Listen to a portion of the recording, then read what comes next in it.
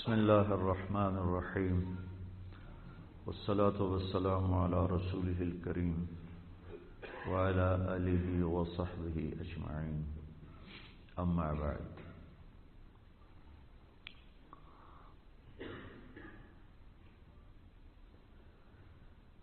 اللہ تعالیٰ کا یہ شکر ہے کسی کو اچھی نسبت مل جائے، اچھا نام مل جائے۔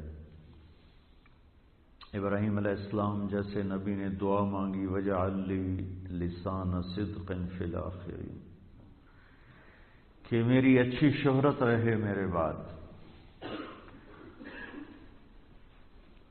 زید بن اسلم مولا عمر بن الخطاب ہیں، ان سے کسی نے پوچھا اپنی نیک نامی کی طلب ریا ہے؟ تو انہوں نے فرمایا وَأَيُّنَا يُحِبُّ لِسَانَ السُّوءِ، کون ہے جو اپنی برائی چاہتا ہے؟ یہ تو مزاج فطرت انسان ہے۔ اور پھر اس پر فرمایا کہ تم دیکھتے نہیں، ابراہیم علیہ السلام نے بھی دعا مانگی وَجَعَلْ لِي لِسَانَ صِدْقٍ فِي الْآخِرِينَ، اور اللہ تعالیٰ نے اپنے نبی کو بطور احسان فرمایا وَرَفَعْنَا لَكَ ذِكْرَكَ۔ تو لوگ ہمیں عالم کہتے ہیں، ایک اچھی نسبت ہے، اچھی شہرت ہے، اللہ اس کے ساتھ ہمیں جوڑے رکھے۔ پوری دنیا میں کوئی تاجر کہلاتا ہے، کوئی ڈاکٹر کہلاتا ہے، کوئی سائنسدان کہلاتا ہے، کوئی انجینئر کہلاتا ہے، کوئی ایگریکلچرسٹ کہلاتا ہے، مختلف۔ تو ایک چھوٹے سے طبقے کو اللہ تعالیٰ علماء کہلواتا ہے، یہ اللہ ہی کہلواتا ہے۔ تو اس پر ایک حدیث سناتا ہوں، حدیث قدسی ہے، اذا مات العبد واللہ یعلم منہ شرا ویقول الناس فیہ خیرا۔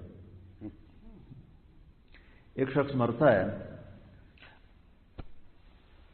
اللہ جانتے ہیں کہ یہ غلط ہے، صحیح آدمی نہیں، لوگ کہتے ہیں بہت نیک، عالم، مدرس، خطیب،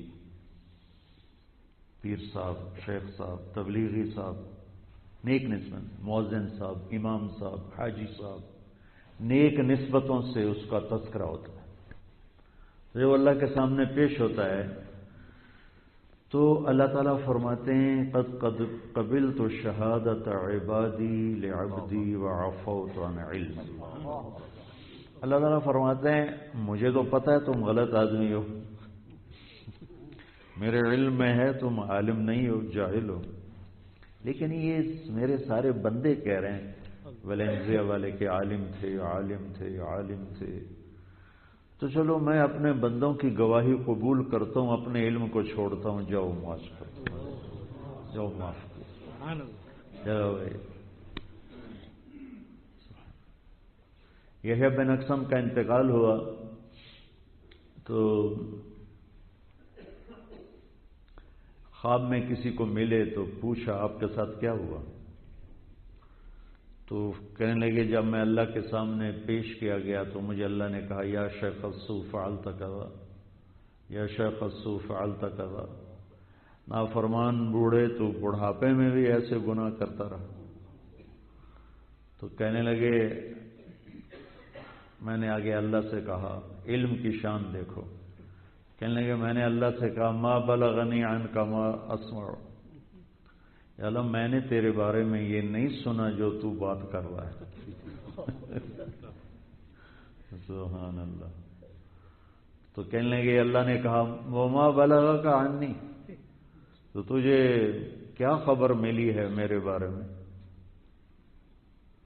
تو فرمایا میں نے کہا حدثنی عبد الرزاق عن معمر عن الزہری عن عروة بن الزبیر عن عائشة رضی اللہ عنہا عن رسول اللہ صلی اللہ علیہ وسلم عن جبریل قال قال اللہ تعالی انی استحی ان اعذب ذا شیبۃ فی الاسلام وانی شبت فی الاسلام، کہ مجھے عبد الرزاق نے بتایا، انہیں معمر نے، انہیں زہری نے، انہیں عروہ نے، انہیں اما عائشہ نے، انہیں اللہ کے نبی نے، انہیں جبریل نے. جبریل کو آپ نے اعلان کر کے بتایا کہ جب کوئی مسلمان بوڑھا ہو کے مرتا ہے تو اسے عذاب دیتے ہوئے مجھے شرم آتی ہے. تو میں تو بوڑھا تیرے پاس آیا ہوں، اب تو کہہ رہا ہے تو نے یہ کیا، تو نے یہ کیا. تو کہنے لگے اللہ نے فرمایا صدق عبد الرزاق وصدق معمر وصدق الزہری وصدق عروہ وصدقت عائشہ وصدق رسول اللہ وصدق جبریل وانا اصدق القائلین قد غفرت لک. تو کہنے لگے آگے اللہ نے مجھے فرمایا کہ ہاں عبد الرزاق نے بھی سچ کہا، اور معمر نے بھی سچ کہا، اور زہری نے بھی سچ کہا، اور عروہ نے بھی سچ کہا، اور عائشہ نے بھی سچ کہا، اور میرے نبی نے بھی سچ کہا، اور جبریل نے بھی ٹھیک کہا، اور میں سارے سچوں کا سچا ہوں. مجھے شرم آتی ہے، جاؤ معاف کیا. نیک نسبت بہت بڑی دولت. ہمارا نام آ جائے کہیں مرتے ہوئے، تاجر بن کے نہ مر رہے ہوں کہ تاجر مر گیا، ڈاکٹر مر گیا.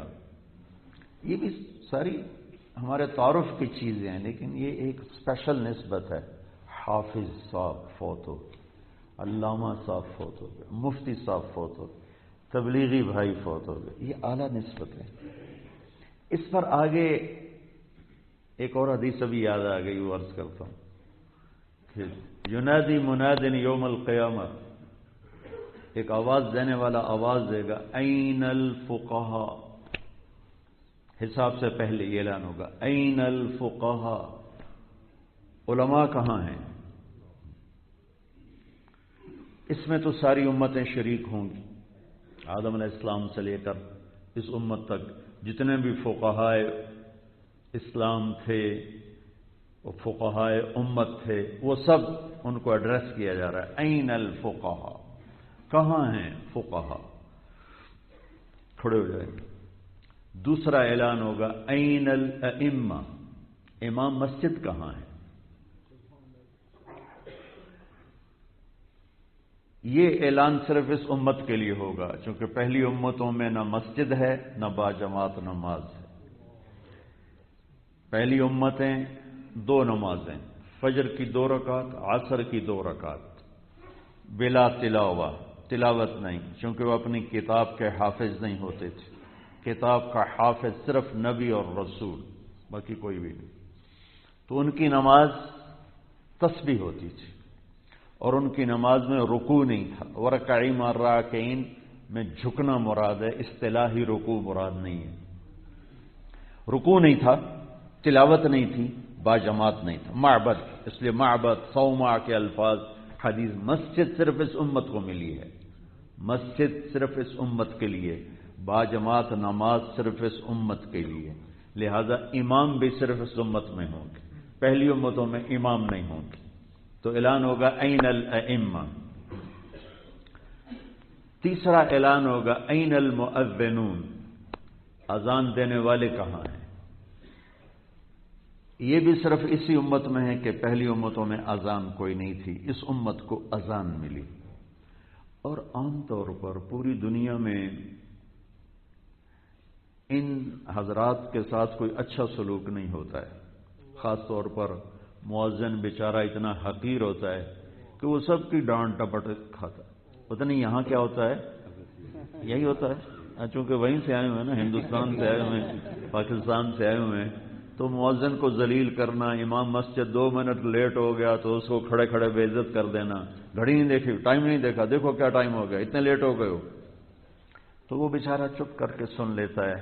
اللہ کے گھر کو آباد رکھتا ہے، اللہ کے مصلی کو آباد رکھتا ہے. یہاں لوگوں کو تولا جاتا ہے ڈالر پاؤنڈز پر، صفات پر نہیں تولا جاتا. لہذا گدھے کے پاس بھی ڈالر ہوں گے تو اس کو سب سلام کریں گے، اور انسان کی جیب خالی ہوگی تو اس کو دھکے دیں گے. یہ گدھے کو سلام کریں گے ڈالر پاؤنڈ رینڈ کے پیچھے، انسان کو جانیں گے بھی نہیں کہ انسان کیا ہوتا ہے. یہ انسانیت کے 3 بڑے سائن ہیں: عالم ہونا، امام مسجد ہونا، مؤذن ہونا. انسانیت کے 3 بڑے سائن ہیں. آج کے علماء آج کے ماحول کے مطابق ہوں گے. اب ابو حنیفہ سے تو ہم ان کو ٹیلی نہیں کریں گے نا, اور آج کے جو مشائخ ہیں وہ آج کے زمانے کے لحاظ سے ہوں گے. جنید بغدادی کے ساتھ تو ان کو ہم مقابلہ نہیں کریں گے. تو وہ اپنی ذات میں کیسے بھی ہیں, لیکن یہ اس اعلان کے حقدار ہوں گے. این الفقہاء, علماء کہاں ہیں؟ این الائمہ, امام مسجد کہاں ہیں؟ این المؤذنون, اذان دینے والے کہاں ہیں؟ یہ تینوں طبقات کھڑے ہو جائیں. مؤذن, ان المؤذن لا يدود في قبره, مؤذن کو قبر کا کیڑا, قبر کی مٹی فنا نہیں کر سکتی, اس کے جسم امانت ہوتا. جو مؤذن اطول اعناقا یوم القیامہ, سب سے اونچے مقام پر ہوگا قیامت کے دن. آپ نے فرمایا انا اول الناس خروجا اذا بعثوا, سب سے پہلے میں قبر سے نکلوں گا, پھر میرے یمین رائٹ پہ ابو بکر نکلے گا, لیفٹ پہ عمر نکلے گا, اور بلال میرے قدموں سے نکلے گا. بلال ملک شام میں ہیں, اور فرمایا قبر سے نکلتے ہی اذان دے گا. یحشر الناس رجالا واحشر علی البراق وبلال بین یدی علی ناقۃ حمراء, ساری دنیا میدان معاشر میں پیدل چلے گی, میں براق پہ چلوں گا, اور میرے آگے بلال سرخ اونٹنی پر چلے گا. اور جب میدان معاشر میں پہنچیں گے تو بلال اونٹنی پہ کھڑے ہو کر پھر دوبارہ اذان دیں گے, اور یہ اذان اللہ ساری دنیا کو سنائے گا. ساری آدم کی نسل, کافر, مومن, مشرک, مسلم, اللہ تعالیٰ سب کو سنائے گا.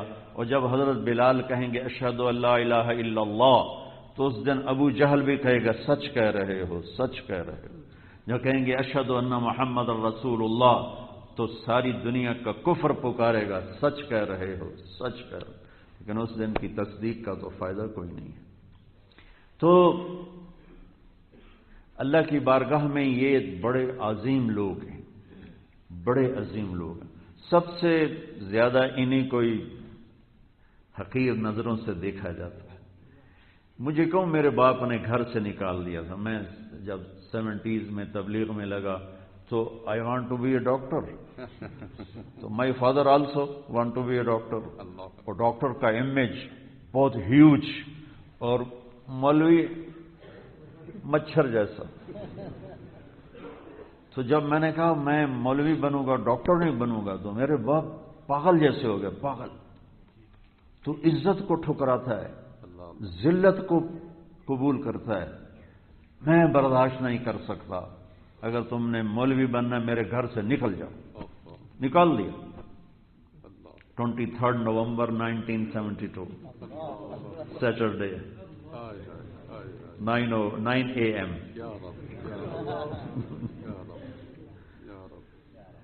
ہم ایک ہی وہیں سے آپ لوگ آئے ہو نا, وہی کلچر ہے, وہ عادتیں نہیں بدلی ہیں, وہ ساری وہی ہیں. تو یہ بڑے عظیم طبقات ہیں. لوگوں سے امید نہ رکھو ورنہ پریشان ہو گئے, اور ایسے ڈپریشن کا شکار ہو. لوگ ہمیشہ پیسے والے کو سلام کریں گے, چاہے ساؤتھ افریقہ ہو, اور چاہے وہ دہلی ہو, چاہے لاہور ہو, پیسے والے کو سلام کریں. وہ چاہے گدھا ہو, چاہے وہ جانور ہو, جس کے سر پہ تاج ہوگا اسی کو آداب آداب کہیں, کیم چھو اسی کو کہیں گے.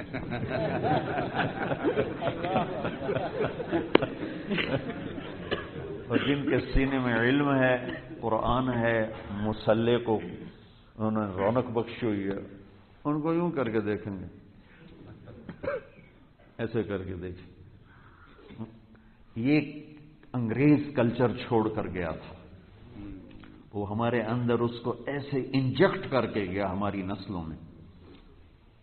تو وہ یہ تو تبلیغ کی وجہ سے شکر ہے کہ مدارس بنے اور اچھی فیملیوں کے بچے بھی آ کے علم حاصل کرنے لگے, اور نہ سب فقیروں کے بچے مدرسوں میں ہوتے تھے, وہ مدرسے خالی ہوتے تھے, کوئی پڑھنے والا نہیں ہوتا تھا. تو اللہ نے تبلیغ کے ذریعے سے ایک بہت بڑے انقلاب کو وجود بخشا کہ ہر فیملی سے بچے آ کے پڑھ رہے ہیں. تو پہلی بات تو یہ کہتا ہوں کہ مخلوق پہ امید نہ رکھیں، ان سے کسی قسم کی بھی۔ حضرت حسن رضی اللہ تعالیٰ عنہ کا وظیفہ مقرر تھا حضرت معاویہ رضی اللہ عنہ کی طرف سے،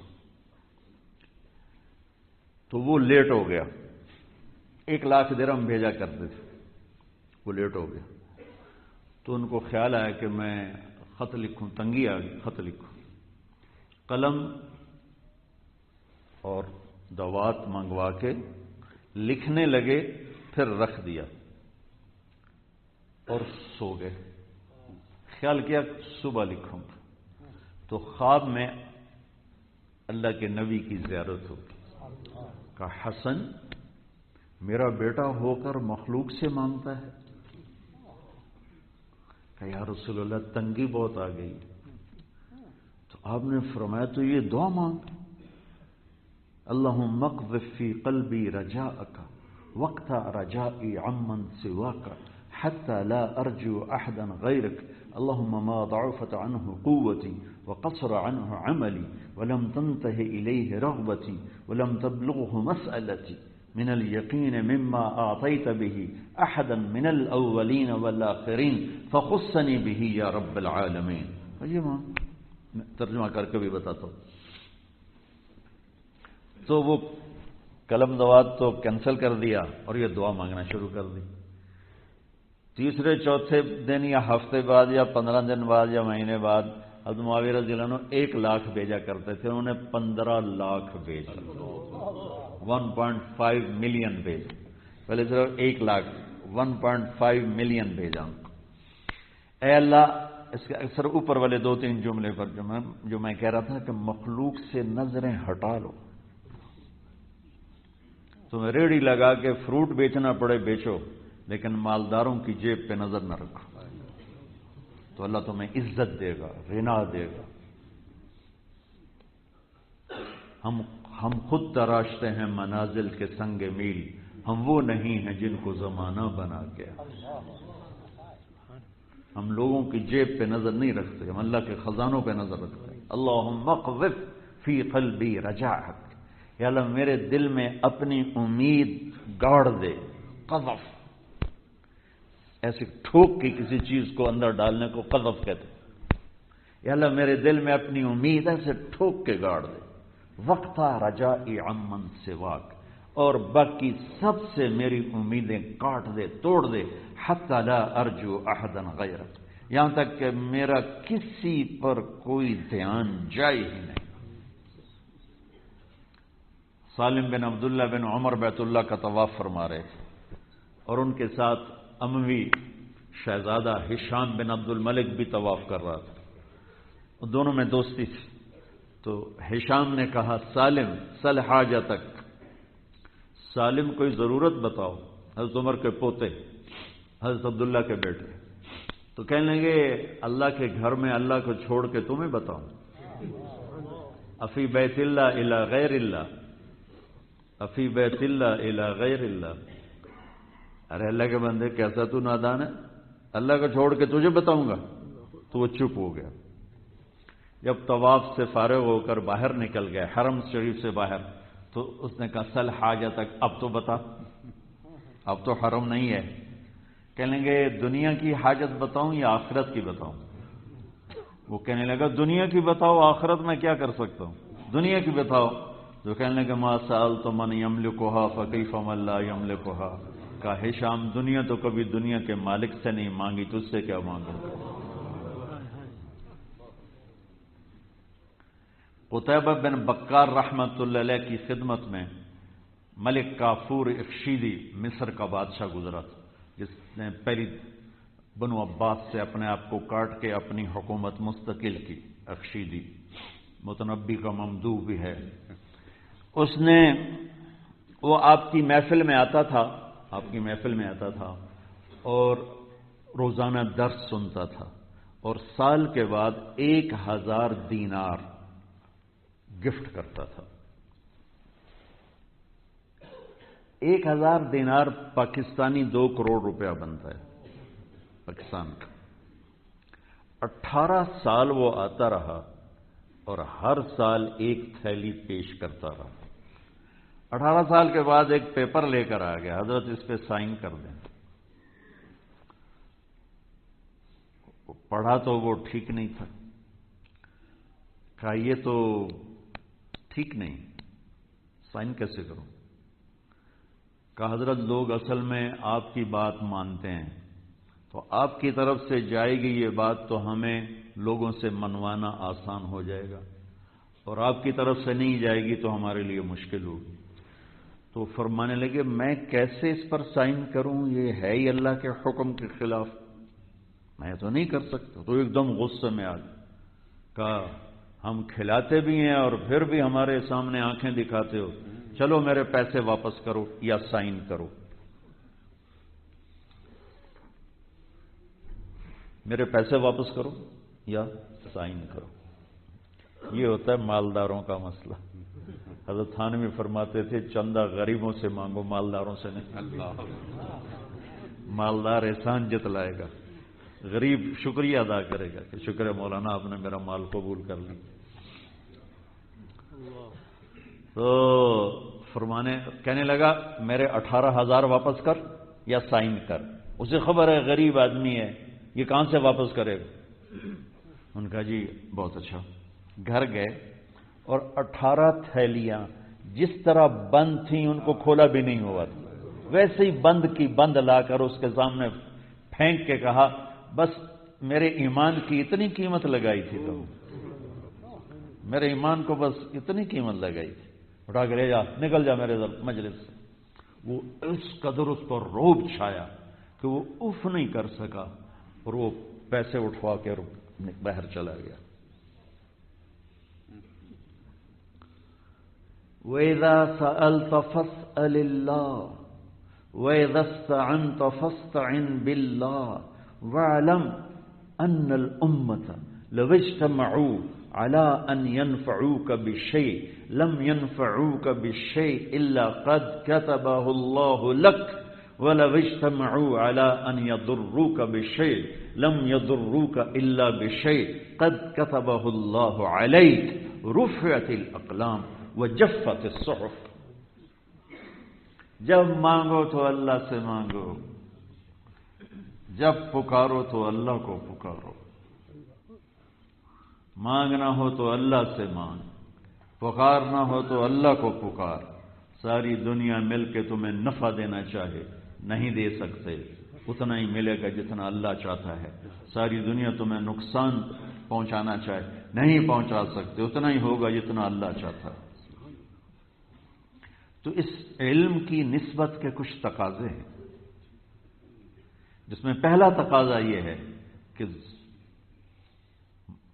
دنیا ساری مٹی کا ڈھیر نظر آئے اور سارے لوگوں کی جیبوں سے نگاہ ہٹ جائے اور صرف اللہ کے خزانوں پر نظر۔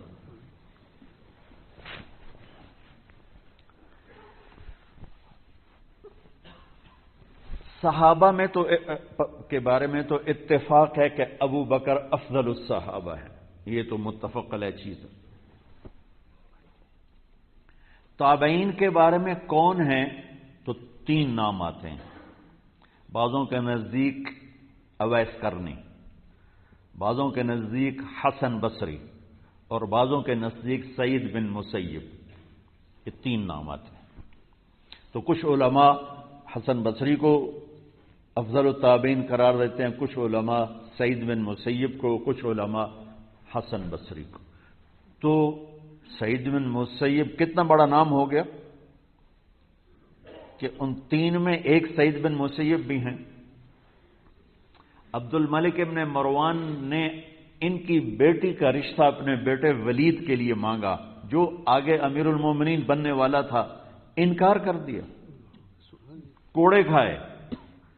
اور یہ جو منڈی میں جاتے تھے، منڈی میں اور بوریاں اٹھاتے تھے، بوریاں، مزدور قلی، اور فرماتے تھے بنو امیہ کے وظیفے سے بچنے کے لیے مزدوری کرتا ہوں۔ تو آج ان کا نام آپ کے سامنے پیش کیا جا رہا ہے۔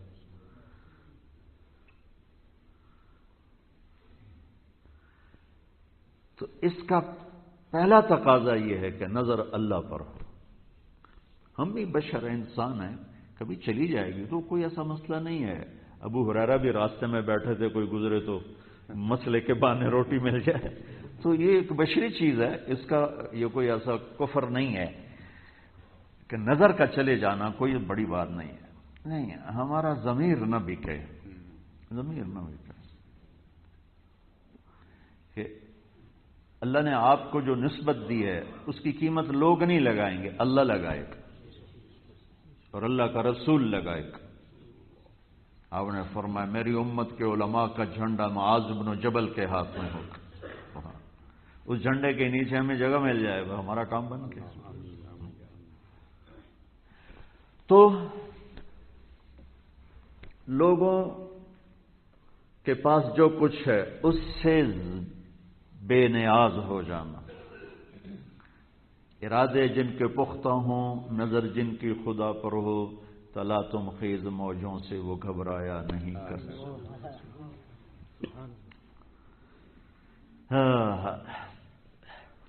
ایک مشہور واقعہ ہے، اللہ کے نبی سوئے ہوئے تھے، ایک بدو نے آ کے آپ ہی کی تلوار اٹھا کے آپ کو، غورس اس کا نام تھا، غورس ایک کتاب میں ملا، مجھے بڑی خوشی ہوئی، اس کا نام تھا غورس. تو عام کتابوں میں نہیں اس کا نام ملتا ہے. تو اس نے یوں ماری تلوار، آپ اٹھ کے بیٹھ گئے، دیکھا تو اس نے تلوار سیدھی کی، تیار ہو جا مرنے کے لیے، اب کون بچائے گا؟ تو آپ نے بڑے مسکراتے ہوئے فرمایا اللہ. جب آپ نے کہا اللہ تو اس کا ہاتھ کانپا اور تلوار گر گئی. آپ نے تلوار اٹھا کے سیدھی کی، اب تو بتا تجھے کون بچائے گا؟ کہنے لگا مجھے تو ہی بچائے گا. تو آپ نے فرمایا کلمہ پڑھتے ہو؟ کہنے لگا نہیں پڑھتا. کہا جاؤ معاف کیا. سبحان اللہ. دوسری بات یہ ہے، میں نے بہت ڈھونڈا کہ سورہ کہف کو اللہ کے نبی نے فرمایا جو ہر جمعے پڑھے گا دجال کے فتنہ سے محفوظ رہے گا. اب دجال تو آئے گا جب آئے گا، اور میرے نبی آج سے 1439 ہجری آ گئی، اور آپ نے اس وقت فرمایا تو دجال تو ابھی تک نہیں آیا ہے، اس نے آنا جب اس کا وقت ہے. تو ہر جمعے سورہ کہف پڑھنے کی آپ نے تاکید فرمائی کہ ہر زمانے میں دجال بھی ہوں گے، ابدال بھی ہوں گے، ہر زمانے. تو جس دور میں اور آپ زندہ ہیں، اس میں اگر ہم سورہ کہف کی تلاوت کریں گے ہر جمعے تو آج کے دجالوں سے اللہ ہماری حفاظت فرمائے گا. صرف وہ دجال مراد نہیں ہے، ہر زمانے میں دجال ابدال سب سے اکٹھے چلیں گے، چونکہ دنیا میں وجعل الظلمات والنور، اندھیرا اور اجالا ساتھ ساتھ. تو میں ڈھونڈتا رہا بھائی اس میں سر کیا ہے، سورہ کہف پڑھنے سے دجال سے محفوظ ہوں گے. مجھے کہیں نہیں ملا. پھر میں نے اپنی جو مغز ماری کی وہ آپ کے سامنے پیش کر دیتا.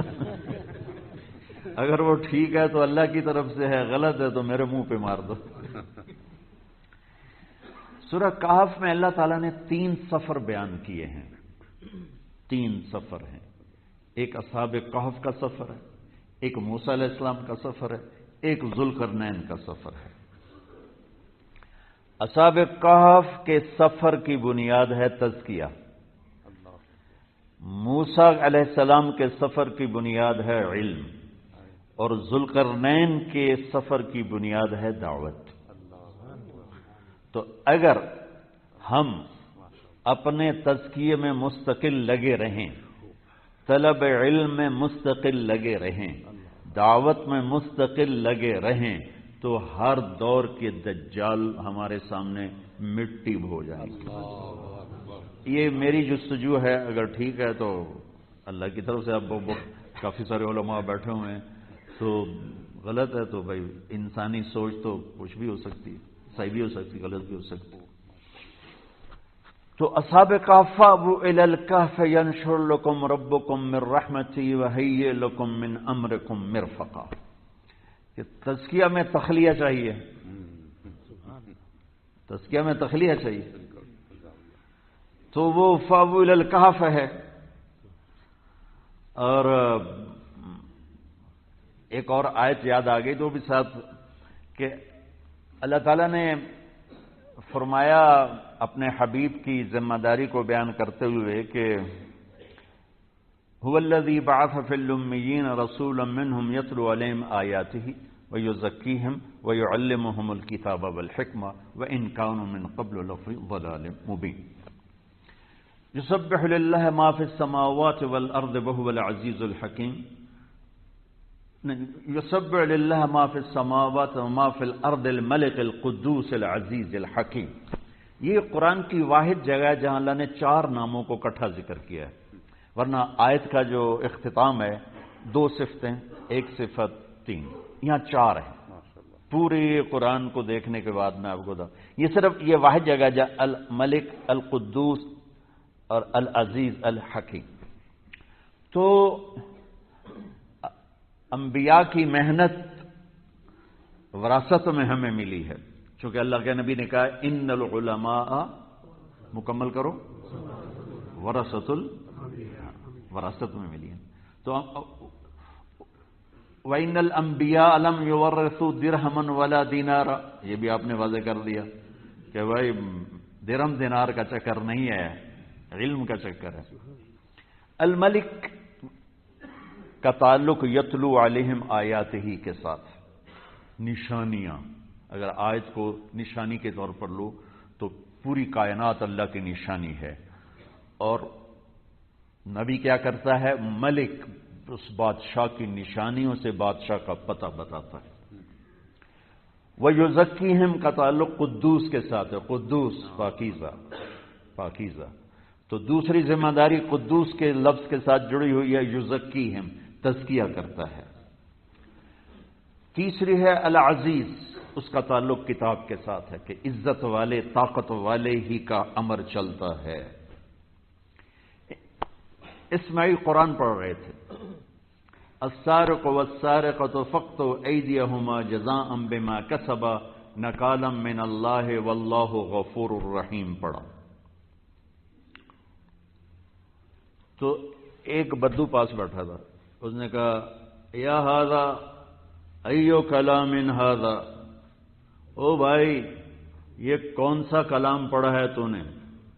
تو اس میں ہی کہنے لگے کلام اللہ کا کلام پڑھا ہے. انہوں نے کہا ما ھذا بکلام اللہ، یہ اللہ کا کلام نہیں ہے. اسماعیل نے دہرایا السارق والسارقۃ فاقطعوا ایدیہما جزاء بما کسبا نکالا من اللہ اوہ اقلنی واللہ عزیز حکیم. قال اما ھذا فنعم، یہ ہے کلام اللہ. تو اسماعیل کہنے لگے انت عالم، تم عالم ہو؟ کہا بدو، میں تو بدو ہوں اعرابی. کہا تو پھر تمہیں پتہ کیسے چلا کہ غفور الرحیم نہیں ہے عزیز حکیم ہے؟ کہ پیچھے دیکھو کیا کہہ رہا ہے، ہاتھ کاٹ دو اس کے بعد غفور الرحیم جڑتا ہے.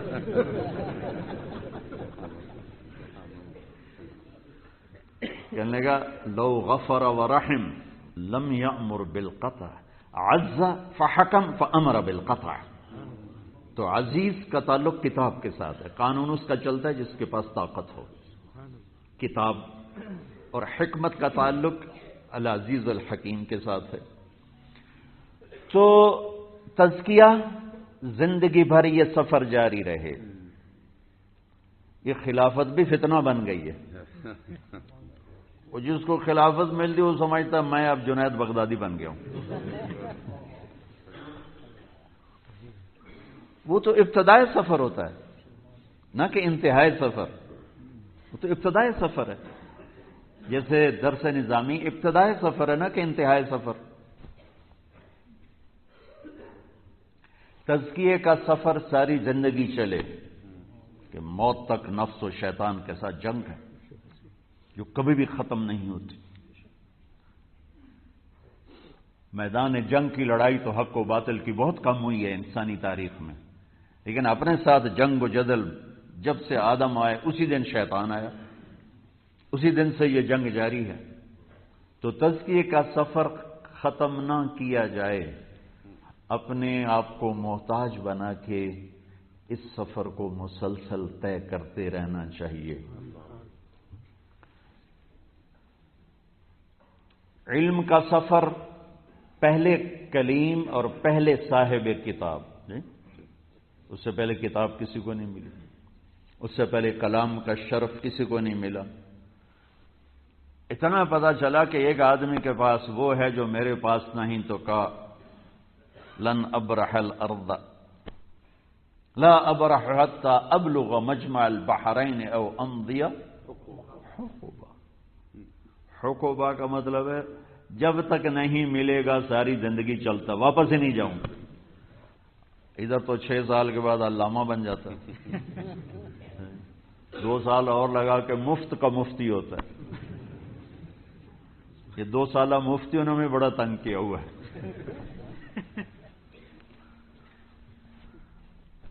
امضی حقوبہ، ساری زندگی لگاؤں گا، ساری زندگی، واپس نہیں جاؤں گا جب تک وہ بندہ نہ مل جائے جس کے پاس وہ علم ہے جو میرے پاس کوئی نہیں۔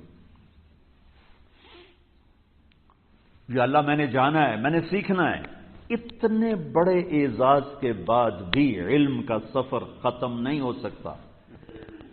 4 ائمہ اہل السنت والجماعت ہیں، ان میں ایک احمد بن حنبل رحمۃ اللہ علیہ، قلم دوات کاپی اٹھا کے بھاگے جا رہے تھے، اور وہ امام وقت ہیں، مرجع الخلائق ہیں، مرجع العلم ہیں، علماء و طلباء ہیں۔ تو ایک آدمی نے کہا حضرت اتنے بڑے آپ علامہ بن گئے، اتنے بڑے آپ کے فالوورز ہو گئے، اب کہاں بھاگے جا رہے ہیں؟ کب تک بھاگتے رہیں گے اس طرح؟ کہ جب تک موت نہیں آتی بھاگتا رہوں۔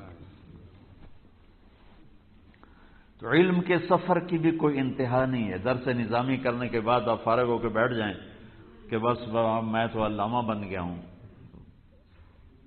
موسیٰ علیہ السلام مچھلی لے کر نکلے، فلما بلغا مجمع بینہما نسی حوتہما فاتخذ سبیلہ فی البحر سربا۔ اس کے بعد جب چلے تو 24 گھنٹے آگے چلے گئے تھے، 24 گھنٹے آگے چلے تو پھر کہنے لگے آتنا غداءنا لقد لقینا من سفرنا هذا نصبا۔ پہلے نہیں تھکے، جب وہ منزل سے آگے چلے پھر تھکے، کہنے لگے یار بھوک بھی لگی ہے، تھک بھی گئے ہیں، لاؤ کھانا کھائیں۔ أرأيت إذ أبينا إلى الصخرة فإني نسيت الحوت، وہ تو میں وہیں بھول گیا، وما أنسانيه إلا الشيطان، وہ شیطان نے بھلایا، واتخذ سبيله في البحر عجبا، وہ تو زندہ ہو کے اور پانی میں چلی گئی۔ کہہ رہے اللہ کے بندے ذالک ما كنا نبغي، ارے وہیں تو جانا تھا۔ فارتد على آثارهما قصصا، واپس آئے، آگے دیکھا تو پانی میں راستہ بنا ہوا، تو اس پر چلتے چلتے آگے ایک جزیرہ آ گیا۔ جزیرے میں دیکھا ایک شخص چادر لے کے ایسے لیٹا ہوا ہے، چادر اوپر۔ تو آپ نے کہا السلام علیکم۔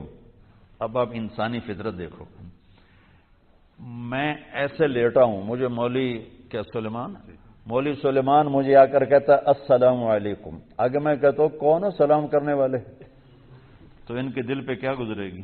بڑا بدتمیز آدمی، سلام کا جواب تو دے۔ اب خضر علیہ السلام یوں لیٹے ہوئے ہیں اور ان کو آواز آتی السلام علیکم، کہتے ہیں انا بارضک السلام، یہ مجھے سلام کرنے کون آ گیا ہے؟ اور یہ خضر علیہ السلام نبی ہیں یا نہیں، اس میں بھی اختلاف ہے۔ اگرچہ زیادہ صحیح ہے کہ نبی تھے، لیکن تکوینی امور کے نبی تھے، کیونکہ کوئی ولی الہام پہ کسی کو قتل نہیں کر سکتا، ولی کے الہام پہ قتل نہیں ہو سکتا ہے، وہ وحی پر ہی قتل ہو سکتا ہے، ایسے نہیں ہو سکتا۔ تو جو علماء نبی فرماتے ہیں وہ زیادہ صحیح بات ہے۔ تو انا بارضک السلام، کون آ گیا مجھے سلام کرنے؟ اور چادر اوپر ہے، نیچے نہیں کی۔ کہا جی میں موسیٰ ہوں۔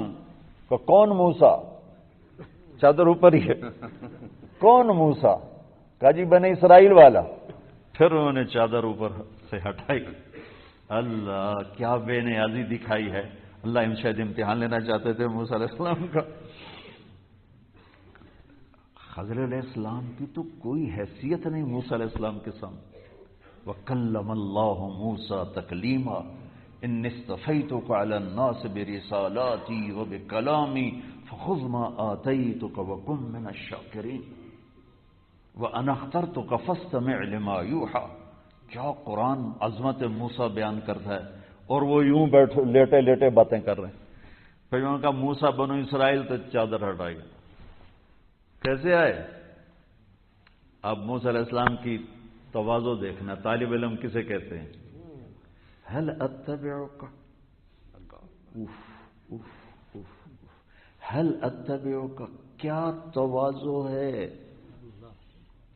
علی ان تعلمنی، اپنی ذات کا ایسے زیرو کر دیا. تعلمنی، اپنی ذات کی نفی کر دی کہ میں کچھ بھی نہیں ہوں. علی ان تعلمنی، یا نسبت کو نحو نے نہیں کاٹا بھائی، ان کی وجہ سے نہیں، وہ موسیٰ خود کاٹ رہے ہیں. موسیٰ خود کاٹ رہے ہیں کہ میں بالکل کچھ نہیں ہوں. یہ حیثیت ہو، میں اس قابل بھی نہیں کہ میرا ذکر ہو، اور آپ سے کچھ سیکھنا چاہتا ہوں. کچھ مل جائے گا. مما علمت رشدا، کچھ مل جائے گا. اس تواضع کا جواب بجائے محبت کے شدت کے ساتھ ہے. انک لن تستطیع معی صبرا. ان اور کاف اور لن، توبہ توبہ. اب موسیٰ جا تو کہاں آ گیا سیکھنے؟ تو صبر ہی نہیں کر سکتا. وَكَيْفَ تَصْبِرُ عَلَى مَا لَمْ تُحِطْ بِهِ خُبْرًا، اور جس چیز کا تمہیں پتہ نہیں اس پہ تو صبر کیا کرے گا؟ اتنے سخت. یہاں تو تھوڑا سا استاد کوئی ڈانٹ دے تو طالب علم کہتا ہے میں جا رہا ہوں دوسرے مدرسے.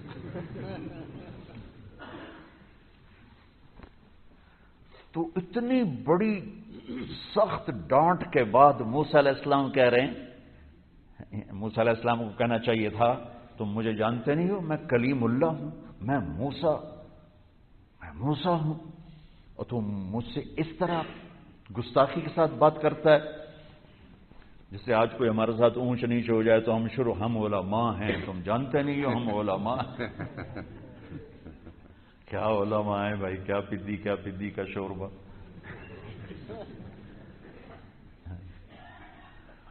تو ٹھنڈا ہوا.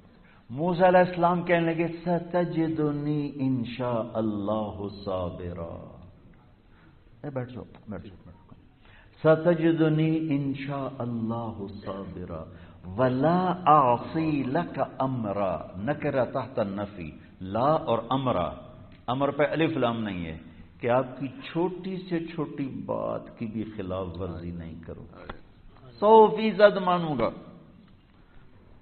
اس سے سبحان اللہ موسیٰ علیہ السلام کی تواضع اور عاجزی نظر آ رہی، اور ان کا استغنا نظر آ رہا ہے. فَإِنِ اتَّبَعْتَنِي فَلَا تَسْأَلْنِي عَنْ شَيْءٍ، پھر میری ایک شرط ہے، پوچھنا نہیں میں نے کیا کیا ہے. حَتَّى أُحْدِثَ لَكَ مِنْهُ ذِكْرًا، جب تک میں تمہیں نہ بتاؤں. ٹھیک ہے تیار ہوگا؟ جی تیار ہوں. فَانْطَلَقَ، آؤ پھر چلیں. انبیاء کی تعلیم فن جلسہ نہیں، آؤ پھر بیٹھیں. کیوں جی مولانا صاحب؟ فن جلسہ، ہاں بھائی، ضربا ضربا ضربو ضربت ضربتا ضربنا، شروع ہو جاؤ پٹائی کرنا، ٹھا ٹھا ٹھا. مجھے ایک تاجر کہنے لگا علماء میں غصہ کیوں زیادہ ہوتا ہے؟ میں نے کہا ان کا پہلا سبق ضربا ہوتا ہے، ضربا، اس لیے ان میں غصہ زیادہ ہوتا ہے. لیکن اصل وجہ یہ نہیں، اصل وجہ یہ کہ ہمارے بر صغیر میں علماء قرآن اور حدیث سے نہیں جڑے، فقہ سے جڑے ہوئے ہیں.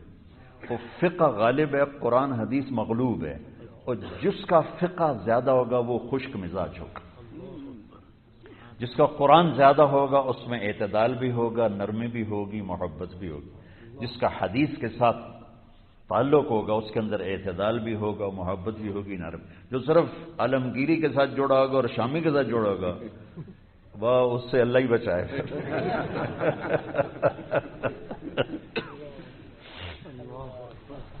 اشتغال بالفقہ سختی لاتا ہے. یہ حضرت تھانوی کی بات نقل کر رہا ہوں، میں کوئی اتنا بڑا مجتہد نہیں ہوں، حضرت تھانوی کی بات نقل کر رہا ہوں. ایک کتاب ہے تحفۃ العلماء، آپ سب کو پڑھنی چاہیے. اس کی 2 جلدیں، حضرت کے مواعظ کو کسی نے اکٹھا کیا خاص طور پر علماء کے لیے. اس کا نام ہی ہے تحفۃ العلماء. یہ میں اس میں سے آپ کو بات نقل کر کے سنا رہا ہوں تاکہ کوئی اشکال کرے تو ادھر ہی کرے، میرے اوپر نہ کرے. جو بات کہوں گا ذمہ داری سے کہوں گا آپ کے ساتھ.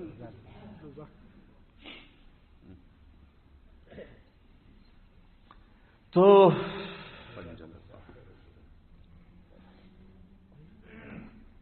فنجلسانی فرما او بیٹھو کھولو کتاب. نبیوں کا علم نقل و حرکت سے منتقل ہوتا. فلولا نفر من كل فرقة طائفة منهم.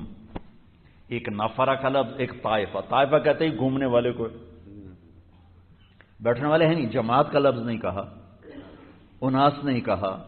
طائفہ وہ طواف سے ہی نکل رہا ہے کہ وہ گھومنے والا نبی کا طرز علم دینے اور لینے کا نقل و حرکت کے ساتھ. یہ بیٹھنا تو مجبوری کی وجہ سے ہوا ہے. مدارس تو مجبوری کی وجہ سے بنائے گئے ہیں کہ علم محفوظ رہے، ورنہ انبیاء کا طرز علم اور تعلیم اور تعلم وہ نقل و حرکت کے ساتھ تھا. تو فانطلقا، روٹی نہیں پوچھی، بھائی اتنی دور سے آئے ہو، کوئی کھانا نہیں کھاؤ گے، کوئی تھکے ہوئے ہو، چلو کھانا کھا لو. اور وہ 24 گھنٹے کے بھوک لگی ہوئی تھی. 24 گھنٹے پہلے بھوک لگی، 24 گھنٹے پھر واپس آئے، 48 گھنٹے ہو گئے. اور وہ بھی ایسے فرما بردار شاگرد، یہ بھی نہیں کہا حضرت جی کو روٹی تو کھلا دیں، کوئی ناشتہ تو کر لیں پھر سبق پڑھیں گے. ادھر تو مدرسے والے بیچاروں کو 3 ٹائم کھلانا پڑتا ہے، تب جا کے کوئی مدرسے میں آتا ہے. تو جو اپنی روٹی اپنی کھاؤ تو کون مدرسہ ہی خالی ہوگا، صرف محتمم صاحب بیٹھے ہوں گے، باقی تو کچھ بھی نہیں ہو.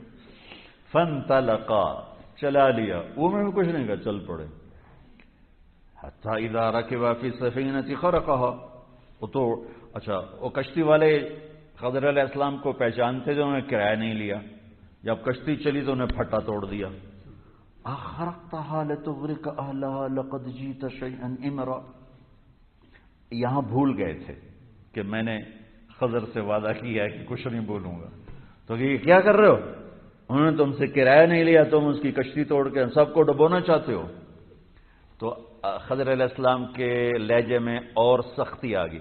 پہلا تھا انک لن تستطیع معی صبرا.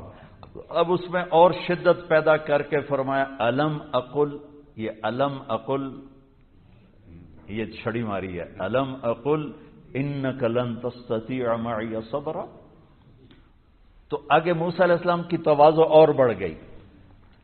لا تؤاخذنی بما نسیت ولا ترهقنی من امری عسرا. معافی دے دو، یاد نہیں رہا. اچھا ٹھیک ہے، اب نہیں بولا کہ نہیں بولتا. فانطلقا حتی اذا لقی غلاما فقتلا.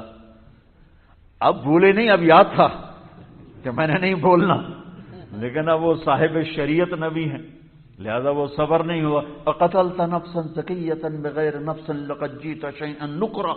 نکرا امرا سے سخت لفظ ہے. تو موسیٰ علیہ السلام کے لہجے میں شدت ہے. تم نے بچہ ہی مار دیا بغیر کسی جرم کے. تو خضر علیہ السلام کی بات میں اور شدت آ گئی. پہلے تھا انک لن تستطیع معی، اس کے بعد ہے الم اقل انک لن تستطیع معی صبرا. اب کہا الم اقل لک. یہ ایک چھڑی اور ہے. الم اقل لک انک لن تستطیع معی صبرا. میں تو پہلے ہی کہتا تھا تو صبر نہیں کرے گا. کہ اچھا ان سألتک عن شیء بعدها فلا تصاحبنی قد بلغت من لدنی عذرا. کہ اچھا استاد جی، اب اگر شرط پوری نہ کروں تو مدرسے سے نکال دیں. تو مدرسے والوں کا شرطیں لگانا، داخلہ کرنا، خارج کرنا سب اس سے مل جاتا ہے. تو پھر چلے. اب بھوک کب بھوک لگی تھی، اب یہ سفر کتنے گھنٹے کا تھا تو کہیں کوئی ملا نہیں. تو حتی اذا اتیا اہل قریۃ استطعما اہلہا فابا ان یضیفوہما. بھوک لگی تھی تو خضر دونوں نے مل کر استطعما اہلہا، ان سے کہے کوئی کھانا ہی کھلا دو مسافر. فابا، انہوں نے کہا جاؤ جاؤ بھائی، ہم کوئی ہوٹل کھول کے بیٹھے. تو واپس آ رہے تھے تو ایک دیوار یوں ہو رہی تھی ایسے. تو خضر علیہ السلام خالی یوں ہاتھ لگا، ایسا نہیں کہ وہاں گارا بنا کے اس کو ٹھیک کرنے لگے، یوں کیا. یرید ان ينقض فاقام. ایسا کیا دیوار سیدھی ہو گئی. پھر بول پڑے لو شئت لاتخذت علیہ اجرا. وہ روٹی نہیں کھلاتے تو دیواریں ٹھیک کر.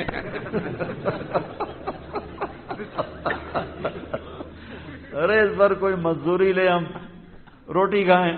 کہا فراق بینی و بینک سأنبئک بتأویل ما لم تستطع علیہ صبرا.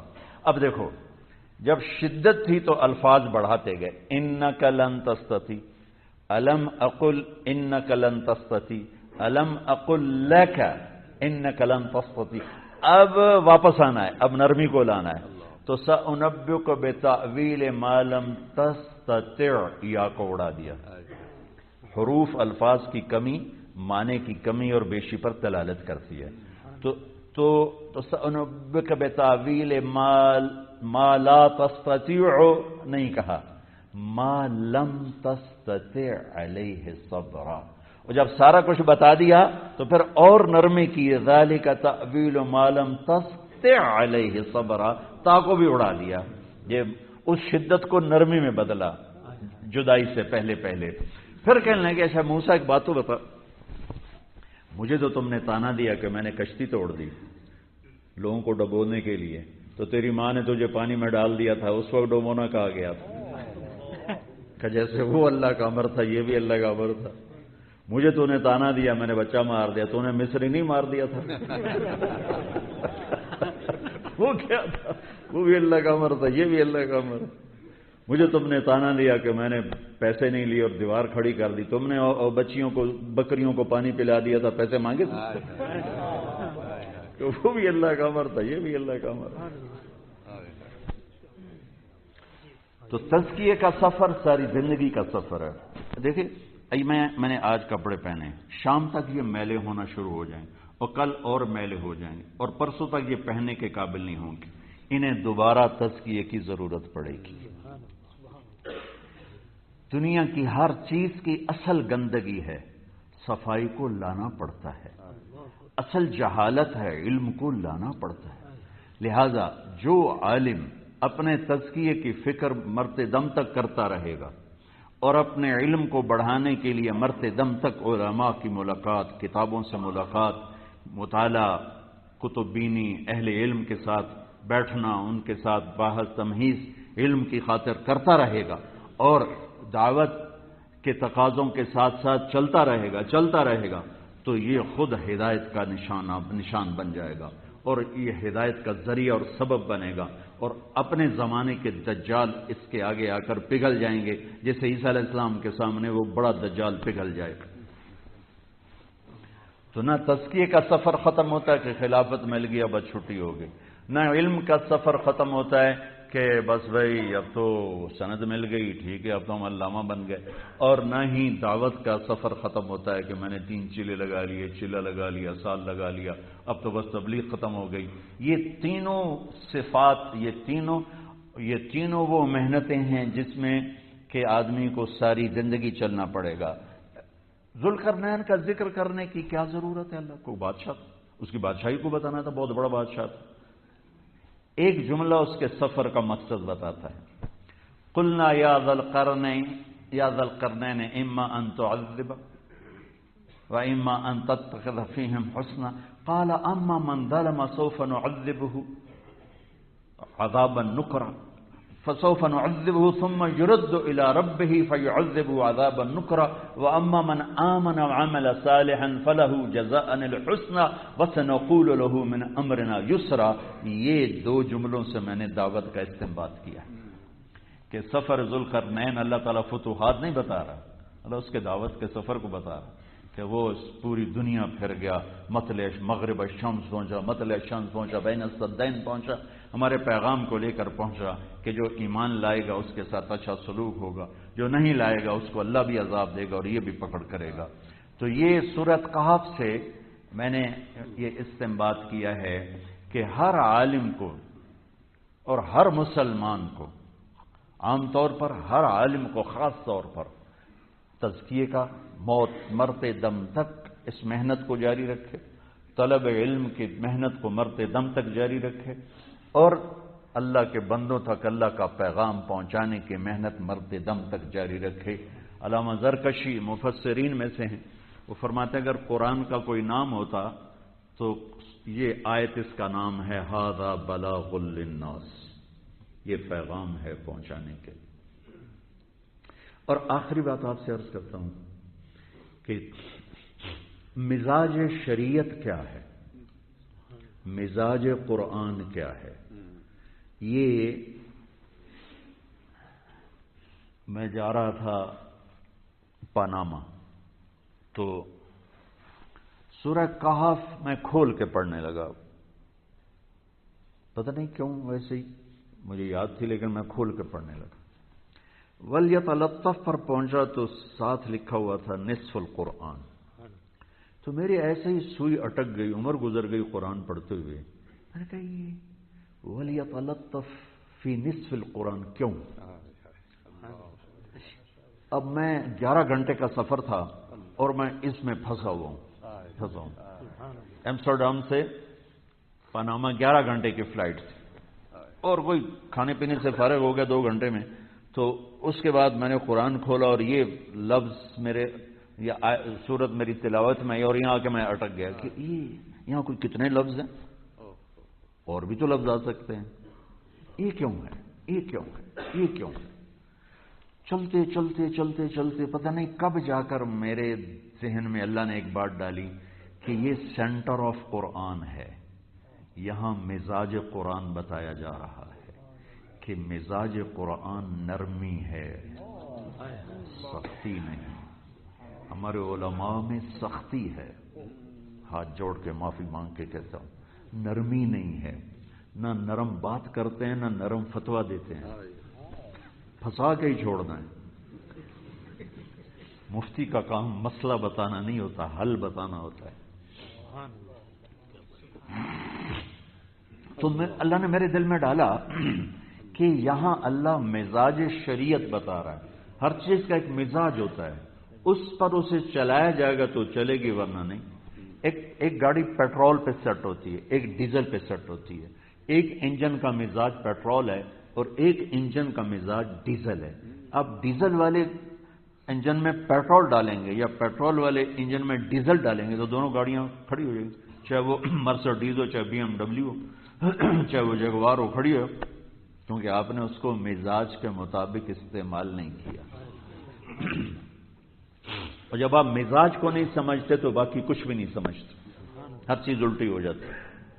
جیسے ترازو ہوتا ہے نا، ترازو کے بیچ میں اب تو خیر یہ وہ آ گئے، کمپیوٹرائزڈ آ گئے اور وہ ڈیجیٹل آ گیا، ورنہ پہلے جو ترازو ہوتے تھے اس کے بیچ میں کانٹا ہوتا تھا ایسے، تو وہ اس کو بیلنس ہونا بہت ضروری تھا، چونکہ اگر اس کا امبیلنس ہونا وزن کو خراب کر دیتا، اگر ادھر ہے تو یہ طرف جھک جاتی تھی، ادھر ہے تو یہ طرف جھک جاتی تھی، تو اس کو سینٹر میں رکھنے سے ترازو صحیح کام کرتا تھا۔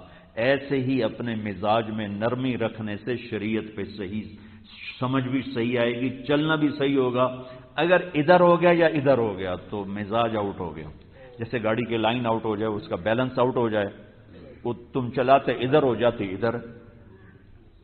نئی گاڑی خریدی ہے، بیلنس نہیں ہے، اور بیلنس کے کتنے دکانیں کھلی ہیں ویل بیلنس کے لیے، تو ایک چھوٹی سی گاڑی کے لیے ویل بیلنس ہونا چاہیے، مولوی کے لیے بیلنس کوئی نہیں، جدھر مرضی فتوے ٹھوکتا رہے۔ اور ویسے بھی ہمارے سب کانٹیننٹ میں کفر بھی سستا ہے اور حرام بھی سستا ہے۔ کسی کو کافر کہنا 2 ٹکے میں کافر کافر کافر کافر، اتنا آسان ہے کافر کہنا کسی کو۔ نہ تاریخ پڑھی ہے، نہ قرآن سے مناسبت ہے، نہ حدیث پاک سے مناسبت ہے، چند فقہی عبارات کو پڑھ کے اور وہ علامہ بنا بیٹھا ہوتا۔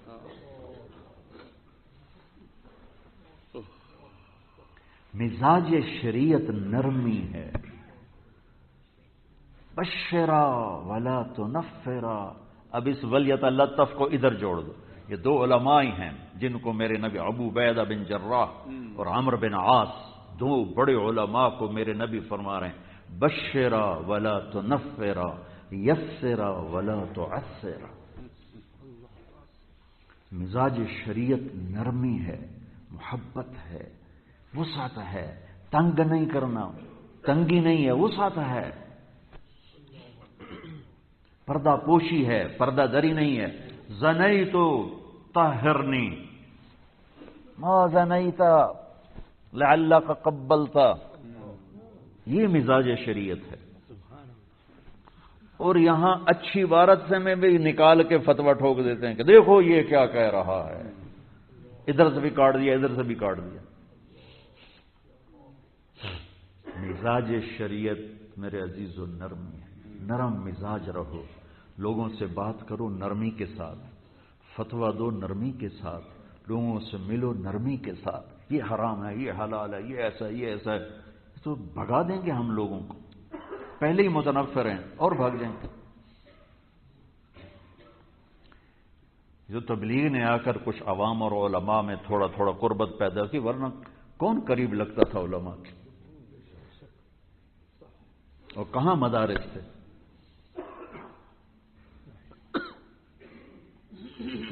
حافظ پاڑیا صاحب رحمۃ اللہ علیہ جو یہاں کے امیر تھے، 1960 میں ان کے 3 چلے لگے تھے، 1960 تو میں 91 میں یہاں آیا تھا، ایک ہفتہ گزارا تھا، یہ یہاں بھی آیا تھا، پتہ نہیں کس مسجد میں، ایک ہی مسجد تھی اس وقت، تو اس میں میرا بیان ہوا تھا۔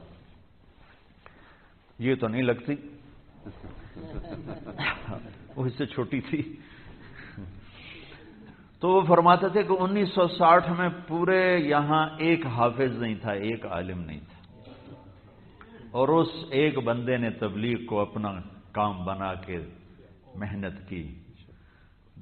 جتنے مدارس، جتنے مکاتب، جتنی خانقاہیں ہیں، اس کے پیچھے تبلیغ اس کی بنیاد ہے۔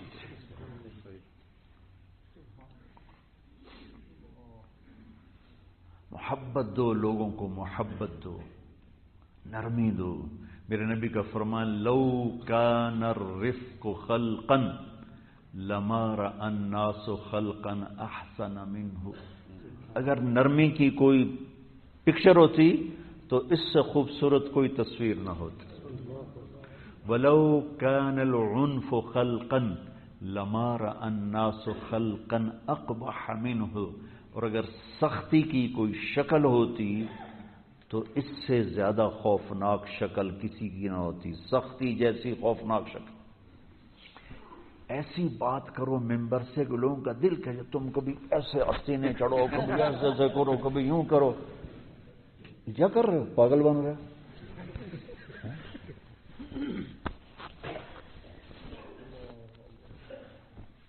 وہ پرانی بات ہے، میں اس وقت تبلیغ میں نہیں تھا، تو ایک کوئی ہمارے قریب وہ ہو رہا تھا جلسہ، تو میں بھی دیکھنے چلا گیا ویسے ہی۔ تو وہ خطیب صاحب بیٹھ گئے، کہنے کہ میز تو تسی رکھیا ہی نہیں۔ خطیب صاحب بیٹھ کر کہنے لگے میز تو رکھا نہیں۔ اب میں سوچوں کہ بولنا یہاں ہے، میز کی کیا ضرورت ہے؟ بیٹھے کرسی پر ہیں، بولنا یہاں سے ہے تو میز کی کیا ضرورت ہے؟ کہ میز لے آؤ پھر گل کروں گا۔ خیر جی میز آ گیا، میں مجھے جستجو ہو بھی یہ میز کا فنکشن کیا ہے؟ ٹیبل لاؤ ٹیبل۔ تو میں اب سوچ رہا ہوں کہ اس ٹیبل سے علامہ صاحب کیا کام لیں گے؟ تو آہستہ آہستہ آہستہ جیسے انجن گرم ہوتا ہے تو وہ اسپیڈ پکڑتا ہے، تو انہوں اسپیڈ پکڑتے گئے، پھر مجھے پتا وہ زور سے ممبر پہ ٹیبل پہ مکہ مارا، ہر 2 منٹ ممبر پہ مکہ۔ میں کہا اچھا یہ لوگوں کو مارنے کے بجائے ٹیبل کو مار رہے ہیں، غصہ نکل جائے سارا۔ یہ تو ہمارے خطیبوں کا حال ہے۔ محبت اور نرمی اختیار کرو، اللہ کے واسطے نرمی اختیار کرو۔ ہمارے نبی سے بڑھ کر کوئی ہستی؟ جی سبحان اللہ۔ صحابہ سے بڑھ کر کوئی ہستیاں؟ بطور معلم ہمارے نبی سے بڑھ کر کوئی ہے؟ اور بطور متعلم صحابہ سے بڑھ کر؟ والذین معه اشداء علی الکفار رحماء بینہم تراہم رکعا سجدا، ان کے اخلاص کی گواہی بھی دی۔ یبتغون فضلا من اللہ ورضوانا تتجافى جنوبهم عن المضاجع يدعون ربهم خوفا وطمعا ومما رزقناهم ينفقون في السراء والضراء والكاظمين الغيظ۔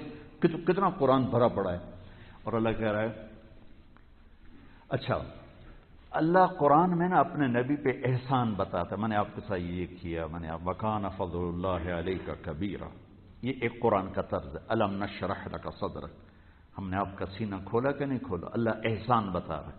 ووضعنا عنک وزرک ورفعنا لک ذکرک الم یجدک یتیما فآوى وجدک ضالا فہدى وجدک عائلا فاغنى انا اعطیناک الکوثر هو الذی ایدک بنصرہ وبالمؤمنین واللہ یعصمک من الناس۔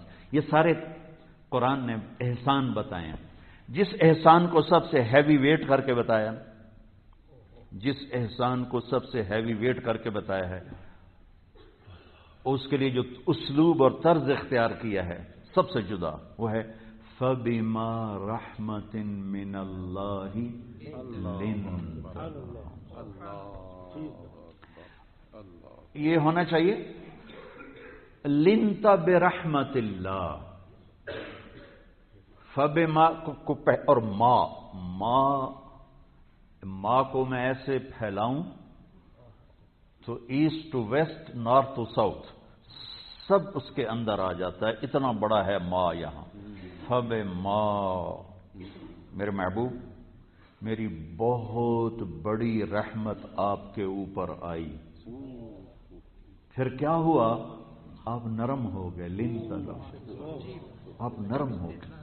اب آج کا مفتی کڑوی گولیاں کھا کے کڑوے بول بولے، پھر کہے لوگ میرے معتقد ہوں، تو تیری تو اولاد تیری معتقد نہیں ہوگی، تو آڈینس کیسے معتقد ہوں؟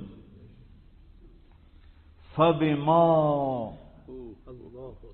رَحْمَةٍ مِّنَ اللَّهِ، میرے محبوب تیرے رب کی بہت بڑی رحمت آئی اور آپ نرم ہو گئے۔ آگے سنو، وَلَوْ كُنْتَ فَظًّا، میرے نبی اگر آپ کے بول میں سختی، ٹونٹنگ ہوتی، غلیظ القلب، آپ کے مزاج میں غصہ ہوتا، شدت ہوتی، سختی ہوتی، لَنْفَضُّوا مِنْ حَوْلِكَ، ترکو کا نہیں کہا، لَنْفَضُّوا مِنْ حَوْلِكَ، یہ آپ کو چھوڑ کے بھاگ جاتے۔ میں آپ کو انفضا کا پہلے مطلب واضح کروں کہ کیا مطلب۔ ابھی جب بیان ختم ہوگا ہم سارے آرام سے اٹھیں گے، ٹھیک ہے؟ اللہ نہ کرے کوئی تھوڑا سا جھٹکا آ جائے مسجد کو زلزلے کا، پھر کیسے اٹھیں گے؟ تھوڑا سی زمین ہل جائے مسجد کی تو اب ہمارے مسجد سے نکلنے کا انداز کیا ہوگا؟ کسی کو یاد ہوگا کوئی کون کہاں بیٹھا ہے؟ ہماری جماعت میں ایک ساتھی تھے، ان کے گھٹنے کافی خراب ہو گئے اور ہیوی ویٹ بھی ہو گئے، تو ان کو پکڑ کے گاڑی میں بٹھانا اور پھر پکڑ کے گاڑی سے نکالنا، اور دو آدمیوں نے یا ایک نے چلا کے لا کر چیئر پہ بٹھانا، ٹھیک ہوگا؟ موٹے بھی بہت، قد بھی چھوٹا۔ ہماری جماعت تھی ناران میں، تو ایک بھائی بیان فرما رہے تھے اور ان کو اسی طرح لے کر ساتھی انہیں آ کے بٹھایا تھا۔ مسجد میں آ گیا زلزلہ، تو جن کو دو آدمی بٹھاتے تھے سب سے آگے بھاگے جا رہے تھے، اور جو ممبر پہ بیٹھ کے کہہ رہا تھا اللہ سے ہوتا ہے، اللہ کے کہہ، وہ سب سے آگے بھاگا جا رہا ہے۔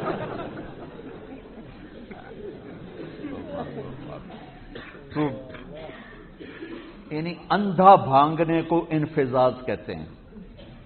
میں قربان جاؤں، نبی جیسی ہستی میں بھی اگر سختی ہوگی تو صحابہ جیسے جن آدم کی نسل کے واحد 1.5 لاکھ بندے جن کو اللہ نے زندگی میں کہہ دیا کلن وعد اللہ الحسنى، میرے نبی میرا وعدہ ہے تیرا ہر صحابی جنت میں جائے گا، جنتی لوگ، جنتی لوگوں کے بارے، اور اللہ کوئی استثناء نہیں کر رہا کہ یہ تو رک جائیں گے باقی چلے جائیں گے، ابو بکر نہیں جائے گا، عمر نہیں جائے گا، عثمان نہیں جائے گا، علی نہیں جائے گا، زبیر نہیں جائے گا، طلحہ نہیں جائے گا، سعد بن ابی وقاص نہیں جائے گا، ابو عبیدہ نہیں جائے گا، عبد الرحمن نہیں جائے گا، سعید بن زید، 10 مبشرہ، نہیں سارے ہی، اور جائیں گے نہیں کہ بھاگ جائیں گے۔ وہ بھاگیں گے کیسے؟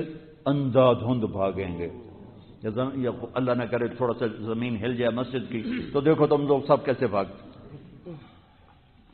اس کو انفضاض کہتے ہیں. تو اللہ کہتا ہے میرے محبوب اگر آپ کے مزاج میں بھی یہ سختی ہوتی نا تو لوگ بھاگ جاتے, پیچھے مڑ کے بھی نہ دیکھتے. تو میں سارے علماء سے عرض کرتا ہوں جہاں بھی اللہ نے آپ کو بٹھایا ہے, کوئی مسجد میں بیٹھا ہے, کوئی مدرسے میں بیٹھا ہے, کوئی دارالفتاح میں بیٹھا ہے, کوئی تجارت کر رہا ہے, کوئی منع تھوڑا ہی ہے. ہمارے بر صغیر میں ایک عجب پایا جاتا ہے, کوئی نوجوان کسی کاروبار میں لگ جائے تو کہتے ہیں اس کا علم مردود ہو, اس کا تو علم مردود ہو. یہ عجب و تکبر کی بات. اتنے مدرسے کہاں ہیں کہ سارے جو فارغ ہونے والے ہیں مدرسوں میں جا بیٹھیں گے. اتنی مسجدیں کہاں ہیں کہ سارے جا کے مسجدوں کے امام لگیں. زندگی کے ہر شعبے میں علماء جائیں اور ہر شعبے کا دین اس شعبے میں زندہ کریں تو عوام میں دین آئے گا. جو مدرسے سے نکلا ہوئی مدرسے میں بیٹھ گیا, یہ کیا ہے؟ حضرت تھانوی رحمۃ اللہ علیہ فرماتے ہیں کہ پڑھ کے پڑھانے بیٹھنا ایسا ہی جیسے وضو کرتا رہے اور نماز نہ پڑھے. یہ حضرت تھانوی کی بات نکل رہا. ہر شعبے میں علماء جائیں اور اس میں اللہ کے علم کے مطابق تجارت کریں, زراعت کریں, نوکری کریں, جاب کریں, شاپ کریں, جو بھی کریں شریعت کے مطابق ہو تو وہیں سے دین پھیلنا شروع ہو جائے. تو جہاں بھی ہوں نرمی نرمی محبت. اللہ کے نبی کی بیگمات اللہ کے نبی پہ چڑھائی کر رہی تھی, اونچی اونچی بول رہی تھی اور آپ چپ کر کے سن رہے تھے. اتنے میں حضرت عمر کی آمد کا پتہ چلا تو ساری بیگمات بھاگ کے پردے کے پیچھے چلی گئی. تو جب حضرت عمر آئے تو اللہ کے نبی ہنسنے لگے. کہا عمر دیکھو میرے اوپر تو چڑھائی کر رہی تھیں, تیرا سنتے ہی بھاگ کے ساری اندر چلی گئی. تو حضرت عمر نے کہا عدوات انفسہن, او جان کی دشمنوں, اتحبنا نہیں ولا تحبنا رسول اللہ, تو مجھ سے ڈرتی اور اللہ کے نبی سے نہیں ڈرتی ہو. سب نے کہا تو اور کیا, تم بڑے غصے والے ہو اس لیے تم سے ڈرتی ہیں. اللہ کے نبی شفیق ہیں, حلیم ہیں, رحیم ہیں. تو گھر میں بھی, بچوں کے ساتھ بھی, بیوی کے ساتھ بھی, ماں باپ کے ساتھ بھی, استاد و شاگردوں کے ساتھ, مالک و نوکر کے ساتھ نرمی اور محبت. یعنی کوئی مولانا ہے جس نے بیوی کے ساتھ ریس لگائی ہو؟ میرے نبی نے اپنی بیگم حضرت عائشہ کے ساتھ ریس لگائی, اور حضرت عائشہ نے نہیں کہا, آپ نے کہا عائشہ ریس لگائیں, کہیں لگائیں. تو حضرت عائشہ فرماتی میں آگے نکل گئی. جہاد کا سفر تھا, صحابہ کو آگے بھیج دیا, وہ غائب ہو گئے. عائشہ آؤ ریس لگائیں, تو آگے نکل گئی. کئی سال گزر گئے, پھر آپ نے صحابہ کو آگے بھیج دیا, کہ عائشہ ریس لگائیں, لگائیں. کہنے لگے ان دنوں میں موٹی ہو گئی تھی تو آپ آگے نکل گئے, میں پیچھے رہ گئی. تو آپ نے کہا ذہی بتل کا, یا اب تیرا ہمارا حساب برابر ہو گیا. گھر میں بھی نرمی محبت. ہم چھوٹے چھوٹے بچوں کو ٹوپیاں پہنا کے جنید بغدادی بنانا چاہتے ہیں. بچوں کو اپنی فطرت میں پروان چڑھنے دو. عالم بنانا ضروری نہیں ہے, انسان بنانا ضروری ہے. اور ہم چونکہ ہمارے ساتھ علم کی نسبت ہوتی, ہم اپنے آپ کو نا تھوڑا خود ڈی گریڈ محسوس کرتے ہیں. اگر میرا بچہ عالم نہیں بنے گا تو لوگ کیا کہیں گے. یہ لوگوں کی خاطر بچے کو ذبح کر دیتا ہے. میں بیٹھا ہوا تھا مولانا سعید خان صاحب رحمۃ اللہ علیہ کے پاس, تو ایک شخص آئے بچے کو لے کر, اتنا سا بچہ, حضرت دعا کریں اللہ میرے بچے کو عالم بنائے. تو حضرت نے کہا اللہ آپ کے بچے کو نیک بنائے. تو مجھے اشکال ہوا کہ اس نے تو کہا ہے دعا منگوائیے کہ عالم بنائے, یہ کہہ رہے نیک بنائے. تو دعا میں اور سوال میں مطابقت نہیں ہے. یہ میں خود ہی سوچ رہا ہوں. تو مولانا خود شروع ہو گئے کہ میرے بھائی اس کے والد کو اللہ نے ہمیں جو قرآن میں دعا سکھلائی ہے نا, وہ ہے رب ہب لی من الصالحین, یا اللہ نیک اولاد دے. عالم اولاد دے کا سبق نہیں سکھایا اللہ نے, ہمیں نیک کا سکھایا ہے. اگر تیرا بچہ نیک ہوگا تو سارشہ پوری ہو جائے گی. عالم بنانا ضروری نہیں ہے, نیک بننا ضروری ہے. ہمارے کتنے بچے ضائع ہو گئے اس وجہ سے کہ زبردستی عالم بنانا ہے. نماز پڑھنے نہیں گئے، پٹائی شروع کر دی. باہر لوگوں کی منت ترلے کر رہے ہیں، اندر آ کے جلاد بنے. گھر کی زندگی محبت سے چلتی، فتوے سے نہیں چلتی.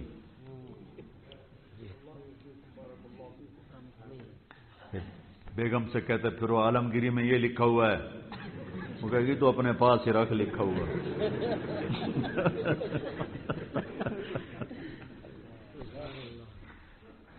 یعنی اظہار محبت دیکھیں. حضرت عائشہ رضی اللہ عنہ نے گلاس اٹھایا پانی پینے کے لیے، پانی پیا اور رکھ دیا ہے. اللہ کے نبی اسی گلاس کو اٹھا کر جہاں حضرت عائشہ کے لپس لگے ہوتے تھے وہیں اپنے لپس لگا کے پیتے تھے. یہ اظہار محبت. بڑی بڑی گوشت کی بوٹیاں ہوتی تھیں، حضرت عائشہ ایسے اٹھاتی اور ایک دو بائٹس لیں اور پھر رکھ دیا. اللہ کے نبی اسی طرح اٹھاتے، جہاں حضرت عائشہ کی بائٹس ہوتی تھی وہاں کرتا. کوئی مولانا یہ کرے گا؟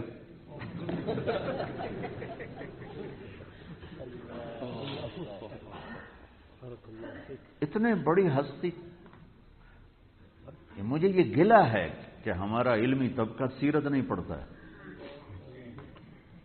ہم زیادہ زیادہ اپنے اکابر تک پھنسے ہوئے ہیں بس. سیرت سے ہم متاثر نہیں، اکابر سے متاثر ہیں. ہونا چاہیے، اکابر سے متاثر ہونا چاہیے کہ ہمارے پیشوا ہیں، ہم ان کی عزت، لیکن نبی تو نہیں ہے کہ ہم ان سے اختلاف ہی نہ کر سکیں. تو عملاً تو ہم نے ان کو انبیاء کی طرح بنا دی، اپنی سوچ کے دروازے بند کر دیے. سیرت سے جڑو، سیرت سے، کہ میرے نبی اس موقع پہ کیا سبق دیتے ہیں، کیا زندگی سکھاتے ہیں. آپ حسن حسین کے ساتھ کشتی فرما رہے ہیں اور ان کے لیے گھر میں تشریف لا کر اپنے گھٹنے اور بازو زمین پہ ٹیک کر دونوں بھائیوں کو کمر پہ بٹھا کے کمرے میں چکر لگواتے ہیں. پھر کہتے ہیں کیف مطیتکما، تمہارا اونٹ کیسا ہے. بچوں سے پوچھ رہے ہیں تمہارا اونٹ کیسا ہے. پھر دونوں کو اتار کے زینب اکیلی کو بٹھاتے ہیں اور وہ پورے کمرے میں چکر لگاتے ہیں.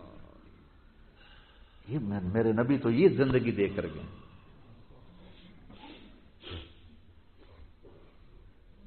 سیرت پڑھا، سیرت کے لیے وقت نکالا کریں، قرآن کے لیے وقت نکالا کریں. اللہ سے مانگا کریں. قرآن تو وہ چیز ہے، ساری دنیا امام غزالی سے بھر جائے تو قرآن کا ایک ذرہ کم نہیں ہوا. امام راضی سے بھر جائے قرآن کا ایک ذرہ کم نہیں ہوا. ہم مہمات میں، عقائد میں، اصول میں، غایات میں مقلد ہیں، اندھے مقلد ہیں، لیکن فروع میں توسع ہے. تو اپنے عقل کو مفسرین کا اتنا غلام نہ بنائیں کہ آپ خود اپنے سوچنے کی صلاحیت سے محروم ہو کے بیٹھیں. عقائد میں کوئی اجتہاد نہیں، اصول میں کوئی اجتہاد نہیں، مہمات الامور میں کوئی اجتہاد نہیں ہے، غایات میں کوئی اجتہاد نہیں. وہ باقی تو اگر درخت اپنی شاخیں نکالنا چھوڑ دے تو وہ خود ختم ہو جائے. ہر سال درخت نئی شاخ نکالتا ہے. عربی میں نئی شاخ کو فرع کہتے ہیں، پرانی کو نہیں، نئی کو. اور میرا ایگریکلچر یعنی خاندانی جو میرا ہے پیشہ وہ ایگریکلچر ہے، تو میں بہت سی باتیں کھیتی سے سمجھاؤں قرآن کی. میں یہ بیان کرتا ہوں، یہ تفسیر کی بات نہیں ہے کہ میں کھیتی باڑی سے قرآن سے کیا سمجھاؤں. نساؤکم حرث لکم فاتوا حرثکم انا شئتم. ہر جگہ ایک ہی مطلب لکھا، آپ ساری تفسیریں پڑھ لو. میں اس کا مطلب یہ بیان کرتا ہوں کہ جیسے ایک ذمہ دار اپنی کھیتی کی حفاظت کرتا ہے، ایسے خامد اپنی بیوی کی حفاظت کر لے تو گھر آباد ہو جائے. حرث کے کیونکہ میں نے اپنے عملی زندگی میں دیکھا کہ ہم اپنی ایگریکلچر کے لیے کتنا کھپتے ہیں.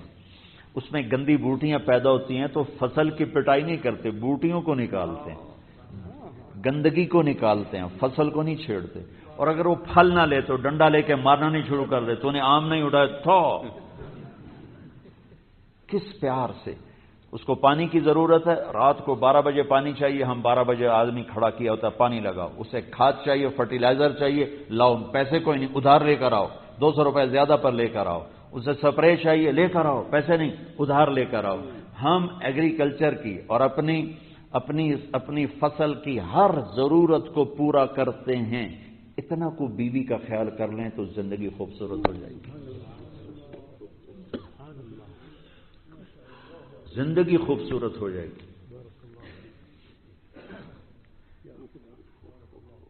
اس کو موقع پہ پانی دینا، یعنی موقع پہ بیوی کی حوصلہ افزائی کرنا، اس کی تعریف کرنا، اس سے اظہار محبت کرنا. عرب میں معشوق سے اظہار محبت فخر، اور بیوی سے اظہار محبت عیب. یہ عرب کی آپ کو ثقافت بتا رہا ہوں، عرب کی تہذیب بتا رہا ہوں. معشوق سے محبت کی شعر و شاعری بھری پڑی ہے. وَهَلْ تَبْكِينَ لَيْلَا إِذَا مِتُّ قَبْلَهَا وَقَامَ عَلَى قَبْرِ النِّسَاءُ النَّوَائِحُ.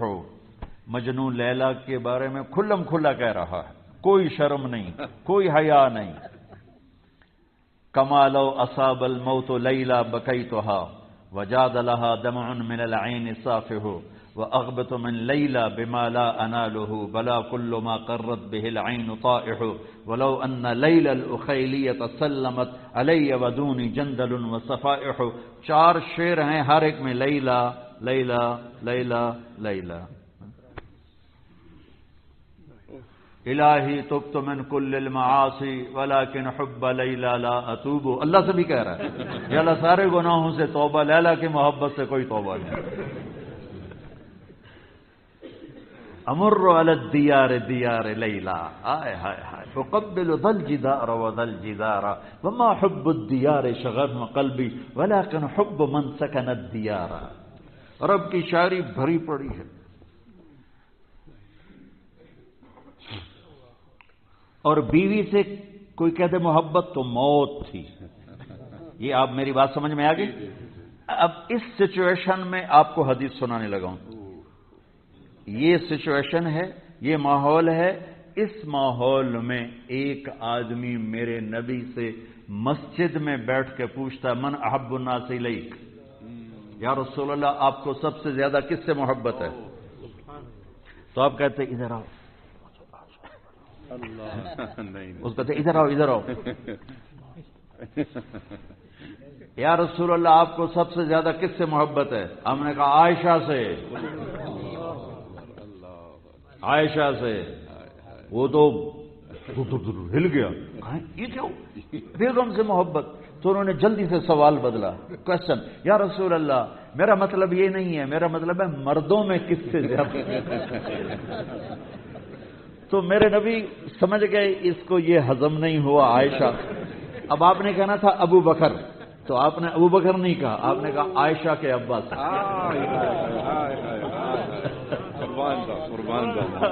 عائشہ کے ابا سے. تو بھائی آپ مولویان کرام فقہ سے گھر نہ چلاؤ، محبت سے گھر چلاؤ. لوگوں میں محبتیں تقسیم کرو، محبتیں بانٹو. تو ایک بہت بڑا طبقہ اللہ کا فضل ہے. میں تو اتنے سالوں کے بعد آیا ہوں، 27 سال کے بعد بہت بڑی رونق دیکھ رہا ہوں. لیکن علماء کا آپس میں چھوٹی چھوٹی باتوں پہ اختلاف کرنا اور شدت میں چلے جانا، حرام تک چلے جانا، کفر تک چلے جانا، یہ ہضم ہونے والی بات نہیں ہے. علم تو نرمی پیدا کرتا ہے. علم کا مزاج، میں نے آپ کو قرآن کا مزاج وَلْيَطَلَطَّفْ، بہت زیادہ نرمی کا معاملہ کرنا. کھانا لینے جا رہے ہو وَلْيُجَاهِدْ، یہاں جہاد بھی آ سکتا تھا، یہاں نماز بھی آ سکتی تھی، ذکر بھی آ سکتا تھا، تبلیغ بھی آ سکتی تھی، تہجد بھی آ سکتی تھی، حج عمرہ بھی آ سکتا تھا. یہ لفظ کیا ہے؟ وَلْيَطَلَطَّفْ. اور مبالغہ میں، باب تفاعل میں مبالغہ ہوتا ہے کہ بہت زیادہ نرمی، بہت زیادہ نرمی. تو یہ آپ سے گزارش ہے کہ زندگی کے ہر اور خاص طور پر افتاح کے لیے، اختلاف کے لیے، نہ شدت کا قلم ہو نہ شدت کی زبان ہو، نرمی ہو، گنجائش جتنی دی جا سکتی دی جائے۔ احناف کے ہاں کسی میں 100 چیزیں 99 چیزیں کفر کی اور ایک اسلام کی ہو تو 99 کی تعویل کی جائے، 99 کی تعویل کی جائے اس کو اسلام پہ باقی رکھنے کے لیے۔ ہم 99 اسلام کی ہوتی ہیں، ایک کفر کی ہوتی ہے، 99 پہ یوں کاٹا پھیر کے اس کو کافر ڈکلیئر کر دیتے۔ تو آپس میں اختلاف کرو، اختلاف سے ہی دنیا آباد ہے، لیکن اس اختلاف میں شدت نہ ہو، سختی نہ ہو، نفرت نہ پیدا ہو جائے۔ میں 20 سال سے دعوت دے رہا ہوں، محبت سے رہو، محبت سے رہو، ایک دوسرے کو برداشت کرو۔ مجھے بریلوی سے اختلاف ہے، مجھے شیعہ سے اختلاف ہے، مجھے اہل حدیث سے اختلاف ہے، لیکن اس کا مطلب ہے میں ان سے نفرت شروع کر دوں، ان سے بغض رکھنا شروع کر دوں؟ تو پھر اہل حق اور غیر میں کیا فرق ہے؟ آپ بھی نفرت کریں، میں بھی نفرت کروں، کیا فرق؟ ہم آ رہے تھے، ہم حج میں تھے، تو ایک غیر مقلد مجھے پڑ گئے اور ٹکا کے میری بےعزتی کی۔ وہ کہیں یہ مسئلہ بتاؤ کیسے؟ میں کہا جی مجھے نہیں پتا، مجھے پتا تو بڑا عالم ہے، بتانا پڑے گا۔ میں نے کہا جی مجھے نہیں پتا، ہم حج پہ ہیں، چلو تسبیح پڑھیں، اللہ اکبر اللہ اکبر لا الہ الا اللہ اللہ اکبر اللہ اکبر۔ ہم وہ بس میں جا رہے تھے رمی کے لیے، تو وہ تکبیرات پڑھی جاتی، تو اتنا غصے میں آئے، جب میں بولا ہی نہیں تو پھر وہ بیچارہ بے بس ہو گیا۔ بات تو تب بڑھتی ہے کہ میں بھی اتنا ہی غصے میں آتا، اب میں بالکل چپ اور وہ ایسے آگ بگولا۔ خیر وہ ہم جمرات کے پاس اتر گئے تو سعید انور نے حج میرے ساتھ کیا۔ سعید انور تھا، انضمام تھا، مشتاق تھا، سلیم ملک، یہ 4 بڑے سٹار ہمارے ساتھ حج میں تھے۔ تو مجھے سعید کہنے لگا، سعید انور، مولانا صاحب آج مجھے پتہ چل گیا صحیح کون ہے اور غلط کون ہے، آج مجھے پتہ چلا۔ کہنے لگا میرا جی چاہ رہا تھا میں اس کو ایک چھکا لگا دوں، لیکن مجھے خیال آیا جس کی بےعزتی ہو رہی وہ تو چپ بیٹھا، تو میں کیوں کچھ کروں؟ تو آج مجھے پتہ چل گیا صحیح کیا اور غلط کیا ہے۔ اتنے لہجے میں شدت، زبان میں شدت، فتوے میں شدت، بول میں، یہ کیا ہے؟ کیوں علم کو بدنام کرتے ہو؟ اختلاف رائے ضروری ہے، اس کے بغیر تو زندگی کا حسن ہی نہیں ہے، لیکن اس کو چھوٹی چھوٹی باتوں کو کفر تک پہنچا دینا، کفر تک پہنچا دینا، کفر تک پہنچا دینا، پھر تو جنت میں کون جائے گا؟ کوئی ہے دنیا میں مسلمان؟ اگر آج کے مفتیوں کو اگر پیشوا مان لیا جائے تو پیچھے کوئی مسلمان ہے دنیا سے؟ مجھے اختلاف رائے ہے، لیکن جو کہتا ہے میں مسلمان ہوں میں اسے گلے لگاتا ہوں۔ میں اس تحقیق میں نہیں پڑھتا ہوں کہ یہ کافر ہے کہ مسلمان۔ وہ کہتا ہے میں جو میرے نبی نے منافقوں کے ساتھ کیا، سب کو سینے سے لگا کے رکھا۔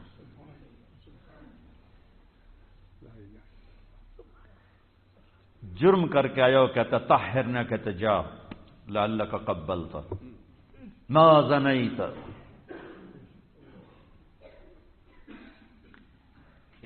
امرأہ غامدیہ آ جاتی طاہرنی ولا تقول ما قلت لماعز انی حامل،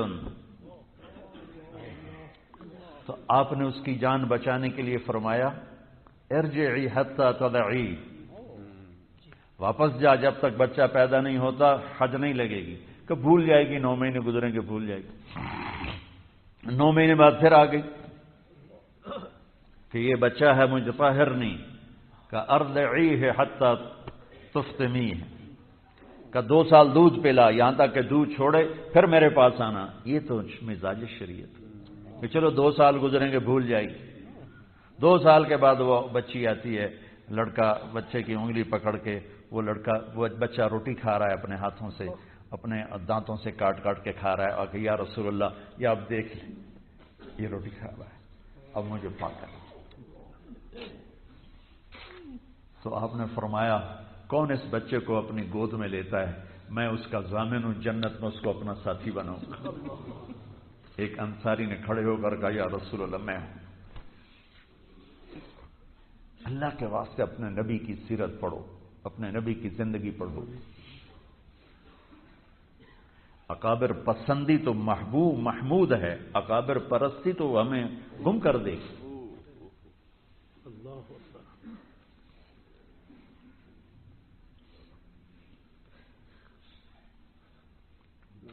اللہ سے مانگتے رہنا چاہیے کہ اللہ تعالیٰ ہمیں علم کی راہیں سجائے۔ کیوں میں اپنے دماغ کو بند کر دوں؟ فروع میں بھی ابن کثیر کا میں کیوں پابند؟ تمہارے لیے تو ابو حنیفہ کی مثال ہے کہ اذا قال القرآن فآمنا وإذا قال الرسول فآمنا وإذا قال الصحابة فاخترنا بعض وتركنا بعض وأما إذا بلغ الأمر إذا علقمة وإبراهيم النخعي ومكحول فهم رجال ونحن رجال۔ دونوں گستاخی کی کہ ہم رجال ونحن رجال۔ تو میرے عزیزو، میری بات لمبی ہو گئی، آپ سے اجازت چاہتا ہوں۔ 3 کام میں نے آپ کے سامنے پیش کیے: اپنے تزکیے کی فکر رکھنے، اپنے علم کو زندگی بھر جاہل سمجھ کے بڑھاتے رہنا ہے، اور دعوت کی محنت کے لیے مسلسل سفر کرتے رہنا ہے۔ اور اس ساری چیزوں میں نرمی وہ شکر کی طرح ہے، چائے میں تھوڑی سی شکر ڈالو تو مزے کی ہو جاتی۔ شوگر والے بیچارے وہ کینڈل ڈال رہے ہوتے ہیں، میٹھاس کے بغیر کوئی چیز اندر نہیں جاتی۔ ٹھیک ہے نا؟ نیت کرتے ہیں نا سارے۔ اللہم لک الحمد۔